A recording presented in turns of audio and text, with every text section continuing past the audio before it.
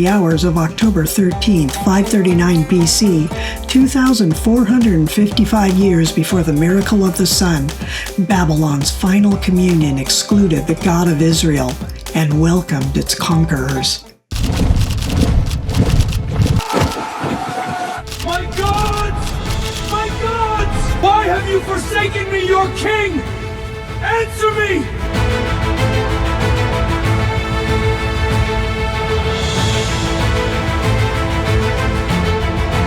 In our previous episode, Mary and Ludwig were carried by Elijah's whirlwind to 562 BC Babylon, a kingdom simmering between memory and judgment.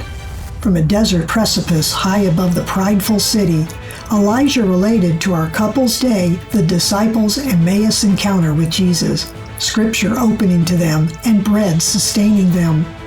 Like the blazing showdown at Carmel and the fiery trials that laid bare desertions at the cross, Elijah's fire revealed, just as Israel's desertion and Peter's denial, I do not know him, were revealed by a fire.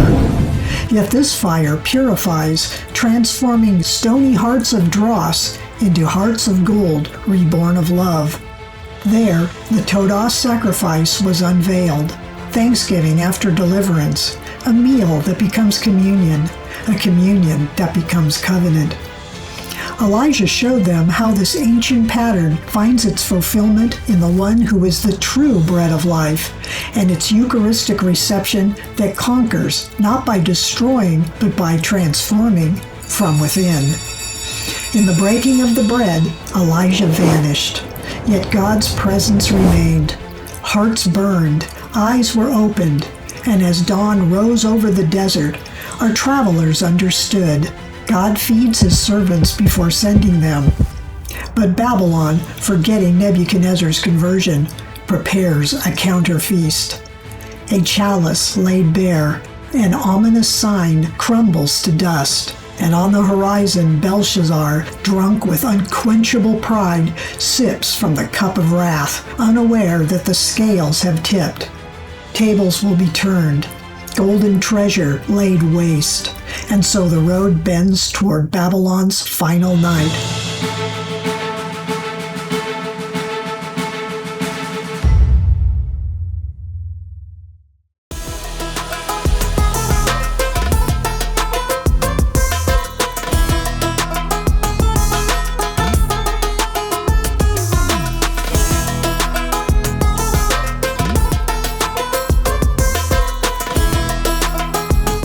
Eerie chanting, it's growing louder.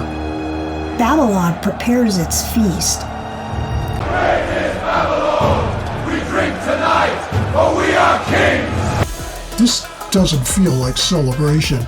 It feels like defiance.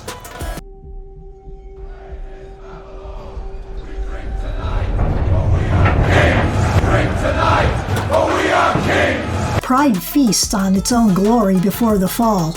For God opposes the proud, but bestows favor on the humble. 1 Peter 5:5. I keep having to learn that one the hard way. Increase my faith, Lord. St. Peter's letter continues, Cast all your anxieties on the Lord, for he cares about you. Be sober, be watchful. Your adversary, the devil, prowls around like a roaring lion, seeking someone to devour. Like you did me before my restoration into truth, and God's blessing my life with you. The demon had me too, a distracted lukewarmness that led to despair.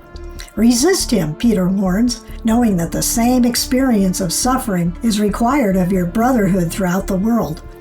And after you have suffered a little while, the God of all grace, who has called you to his eternal glory in Christ, will himself restore, establish, and strengthen you. Comforting words, especially now. Interestingly, the letter then refers to she who is at Babylon, who is likewise chosen, sends you greetings.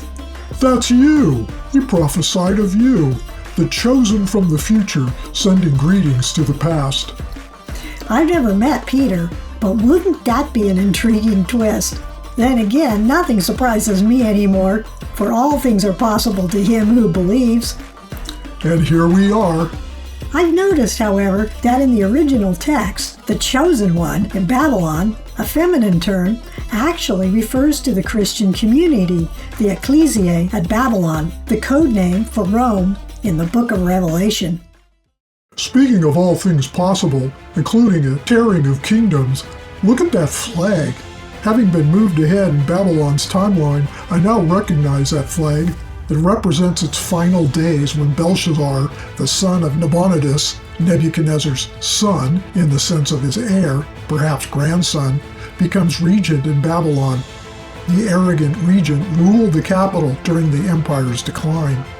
Yes, Belshazzar, meaning the god Bel protect the king, held the throne when the final feast, described in Daniel 5, called down that disembodied hand that wrote Babylon's culminating condemnation upon the wall. The many signs we have encountered on way to this place in time. Belshazzar's use of Nebuchadnezzar's name and the stolen vessels from the Jerusalem temple underscored his claim to the Babylonian royal line as its final king, just before the empire's fall in 539 BC. It symbolizes the moment of divine judgment upon all proud empires and the languishing legacy of man's self-glorifying conquests. Stay on high alert for the violence that lies before us. Lord, increase my faith.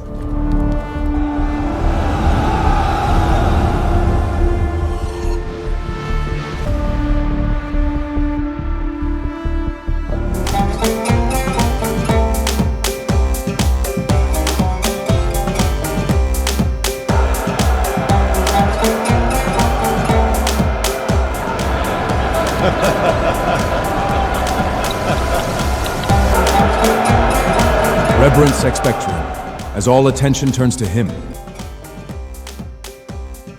Bring forth the vessels of Jerusalem. Let Babylon drink from the spoils of their conquered God.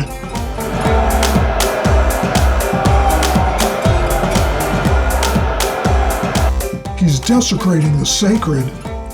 The counter feast commences. Drink, O Babylon! Let the gods of gold and silver receive our praise. As Elijah interpreted, communion unites in love. This, in gluttony and arrogance.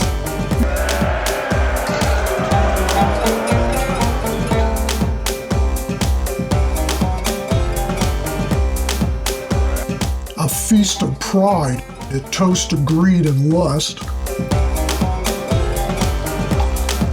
The meal of self that drinks what it bleeds and calls it glory.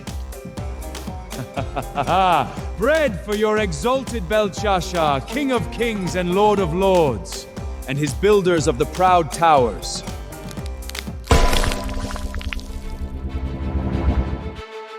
Dead leaven can't rise, nor can a kingdom built on it.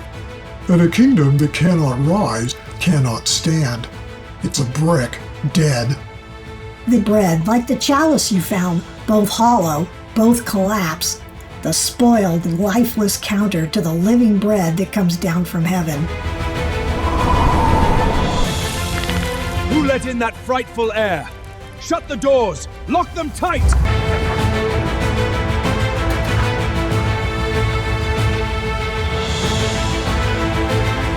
Mary, The hand of God. that giveth and taketh away. Blessed be the Lord of both mercy and justice. The feast of mockery has drunk the wine of judgment.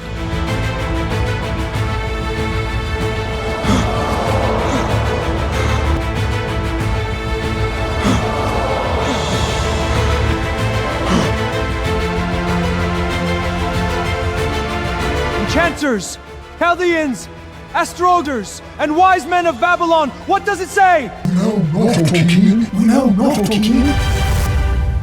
Numbered, weighed, divided.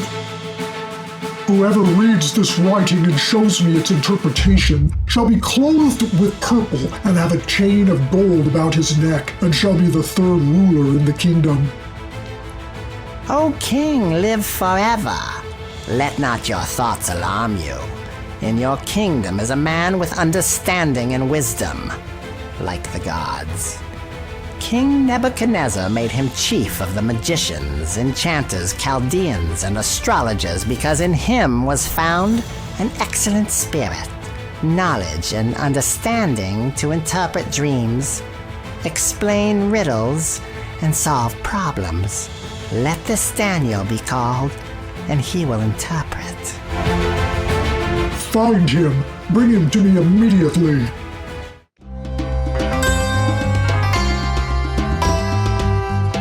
Daniel, one of the exiles brought from Judah. If you can make known to me its interpretation, you shall be clothed with purple and have a chain of gold about your neck, and you shall be the third ruler in the kingdom. Your gifts be for another. Nevertheless, I will read the writing to the king and make known its interpretation. O king, the Most High God gave Nebuchadnezzar your father kingship and greatness and glory and majesty. But when his heart was lifted up in pride, he was deposed from his throne, and his glory was taken from him.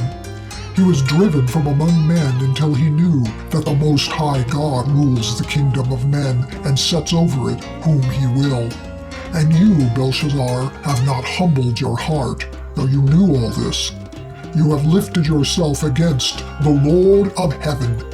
You have desecrated the vessels of his house and praised gods of silver and gold, bronze, iron, wood, and stone, which do not see or hear or know. But the God in whose hand is your breath you have not honored. This is the writing inscribed: Mene, Mene, Tekel, Parson. Mene, God has numbered the days of your kingdom and brought it to an end. Tekel, you have been weighed in the balances and found wanting. Perez, your kingdom is divided and given to the Medes and Persians.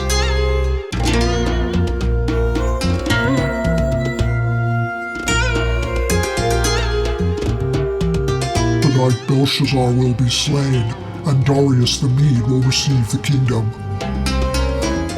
Elijah! Your eyes were meant to witness their fall, but not they you. The kingdom, the idols, the feast of pride, and stony hearts in rebellion. Found wanting. Come quickly and quietly. What about Daniel? He will be set over the whole kingdom.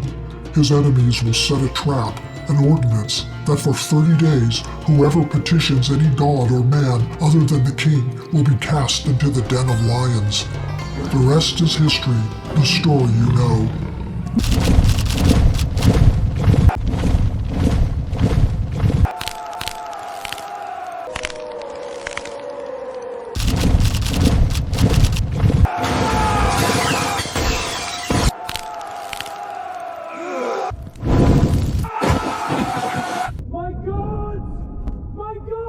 Why have you forsaken me, your king?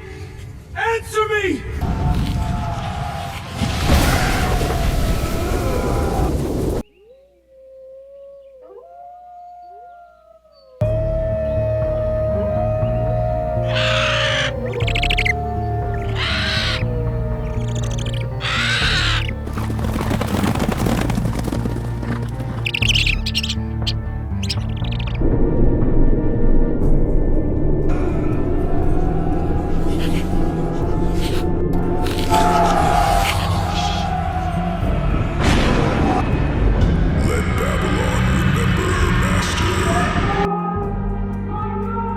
Why have you forsaken me, your king?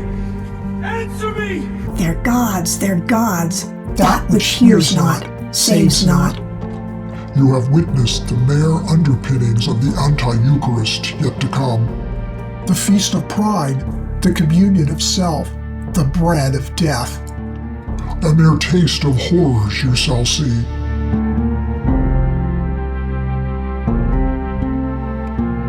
Before the victory. Like Elijah's fire after the prophets of Baal fell silent, then were slain. Like the afterglow of Chernobyl. Like Sodom, the ashes of sin in every age.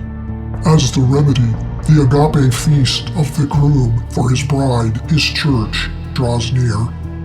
To him be all praise and dominion forever.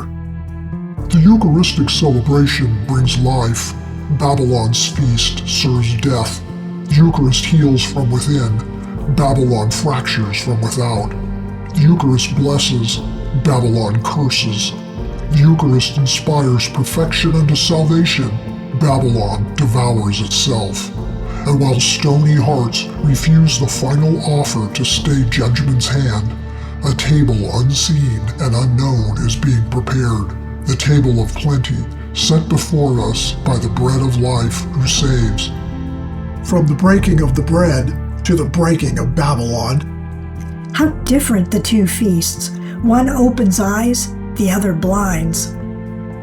Come, share a moment in prayerful petition for poor souls forsaking eternity for that which crumbles to ashes. Then join me in refreshing your souls with new inspiration. Come, meet the first of your millennium to be canonized, a youth of the internet age, a herald of the Eucharist sent to prepare your generation. A techie saint of the Eucharist? Wow, what's his name? Carlo Acutis.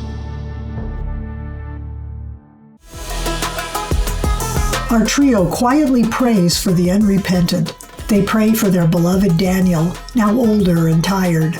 They thank the King of Kings, whose mercy shown to them is as vast as his majesty.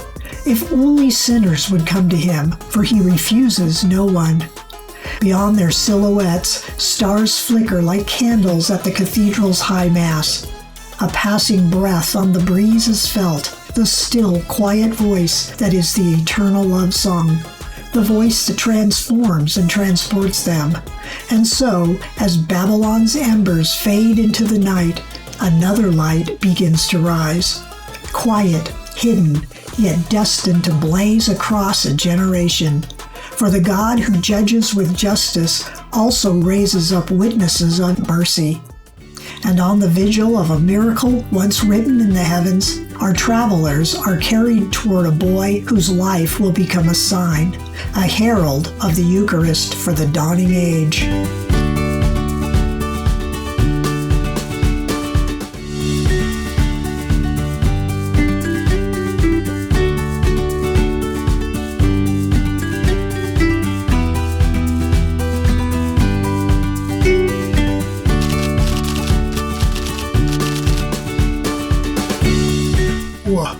Where are we? Mary and Ludwig find themselves in a quiet room in Milan on the vigil of a miracle once written in the heavens. A young man, bright, joyful, unaware of how little time remains, bids his gaming friends an early good night.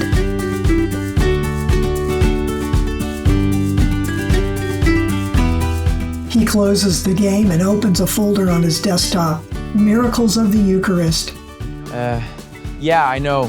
I just have so much to get done. I trust you guys to take the win. Ooh-rah! You can tell me all about it in class.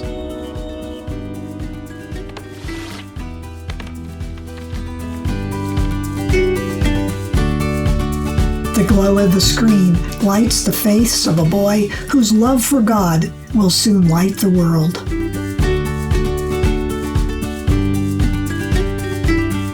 Stay tuned.